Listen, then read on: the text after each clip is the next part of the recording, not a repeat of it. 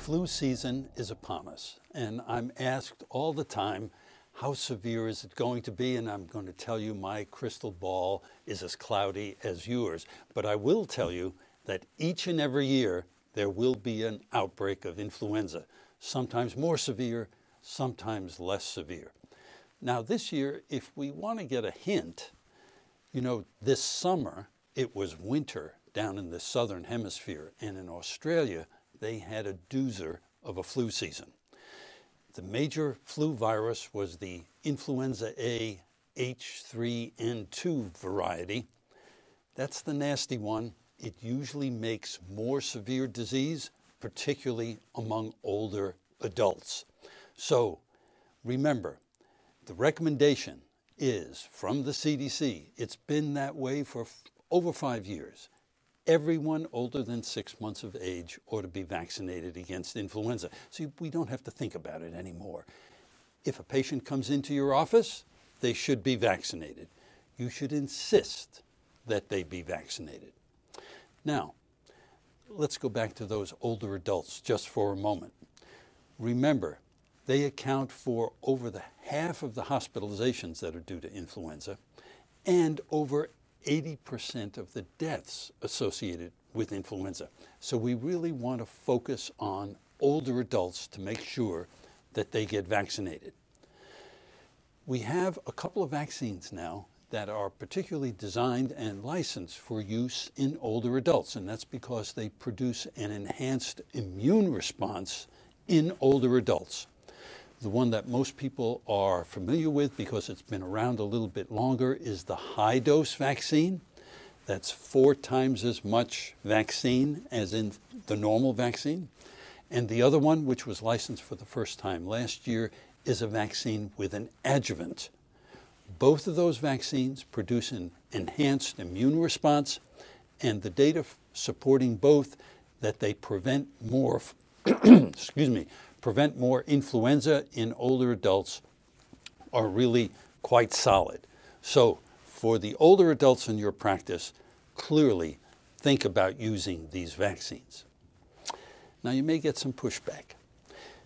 Here's some of the things that you ought to remember that should motivate you to really insist on vaccinating persons, particularly older persons in your practice, and might persuade them.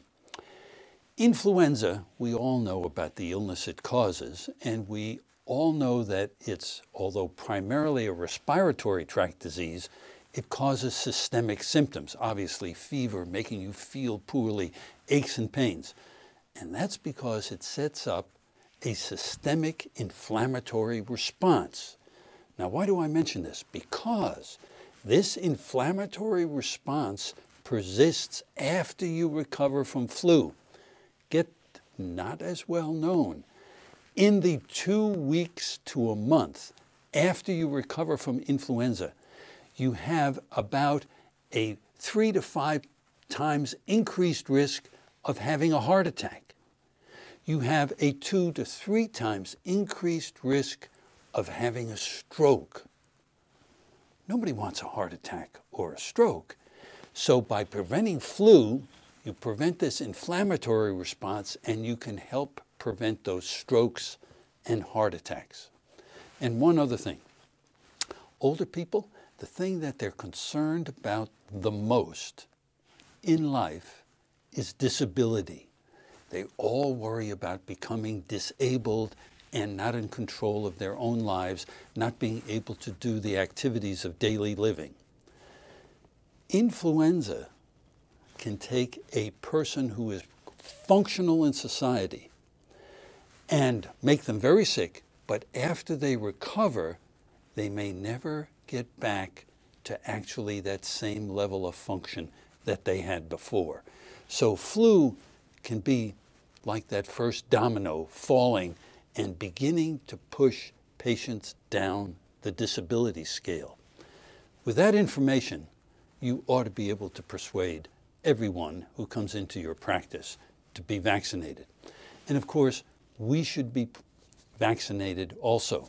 When I get pushback, I look askance at the patient and I say, I'm vaccinated.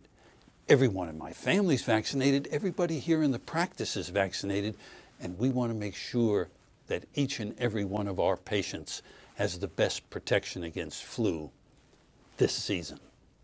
So be a vaccine insister, not just a vaccine recommender. And then one last thing. Some of your patients will get flu. We all know the flu vaccine is not a perfect vaccine. So even despite the vaccine, some of them will get flu. Have them call your office early. We strongly believe that the early initiation of an antiviral such as Tamiflu will reduce the duration of the illness and make it less severe. You're less likely to get the complications of pneumonia and the need for hospitalization. So do all the good things on the front end for prevention, and should they get sick, have them call you, prescribe that antiviral, and we'll all get through this flu season healthier ourselves and have our patients healthier too. Just do it.